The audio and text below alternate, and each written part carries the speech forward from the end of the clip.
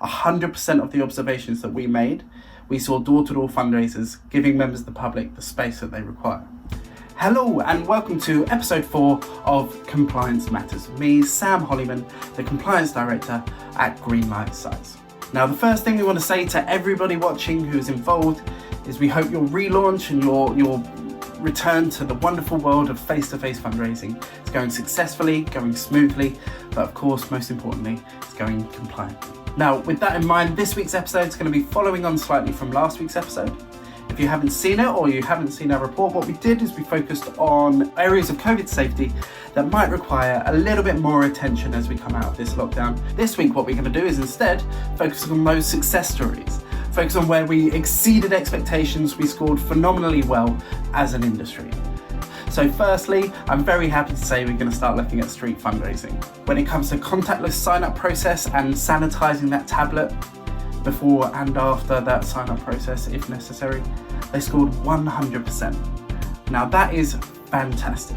One of the core parts of our day-to-day job has always been the sign-up process. When it started, of course, we all remember the paper days. Those of you that are slight fundraising dinosaurs like myself, you'd have seen that transition to the tablet sign-up process where you get the chance to kind of digitize everything, and it's slightly shifted that sign-up process, but still it really had a lot of the similar stuff there. But now to say that it's shifting from that process to a completely contactless one where you have far less control, it's fantastic to see that street fundraisers have taken that new process on board, they've adapted, they've educated themselves and gone out there and put it into practice. Now that shows that, of course, coming out of this lockdown, I am incredibly optimistic to say that street fundraisers will be taking on this additional restrictions, they will be taking on the additional guidelines. Now, of course, that combined with the fact that we've been living with it for the last year, of course, suggests that we will be expecting higher performing across the board in street fundraising. Next, we're going to talk about some door-to-door areas. So again, if you have a look at that report, if you have a look at last week, you'll see that door-to-door scored phenomenally well when it comes to COVID safety measures. But in particular, there were two key categories where, again, we saw that wonderful aim of that 100% score. Now, they were avoiding physical contact and positioning fundraisers in a way that allows for social distancing.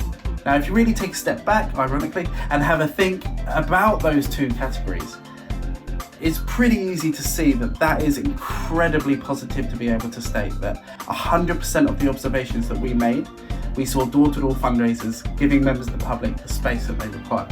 Now, in a world where shielding is a regular occurrence, we all know those people who we care about dearly who are having to shield and really protect themselves from going out or speaking to other people.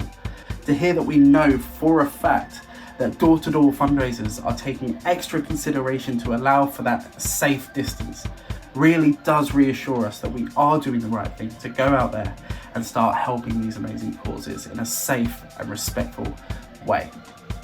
It makes me incredibly proud to say that what we do is not only important and vital, but it's ethical and we're doing it with the right considerations that we should always have. Apart from that, the key thing is to make sure that that message is out. Please, as an industry, let's focus on making sure that this return to face-to-face is the most successful yet, and not just with regards to productivity, but of course, from my point of view, it's all about those compliance areas. Now, for this topic, we just ask everybody to make sure they know exactly what's going on in the field. It's always that key message that we try and send is that, of course, we are all proud of our fundraisers, we're all incredibly proud of our industry, but the most important part of running a campaign is to make sure that what we believe is happening is definitely being delivered, and that's where we come in. So I suppose that final message is to go out and say that when your organisation comes to that crossroad moment, we truly hope you take that green light path. Thank you so much for your time, really appreciate it. I suppose all we can say now is, as I said earlier, we hope this relaunch is the most successful yet. We go out there and truly raise an incredible amount of money for our incredible organisations.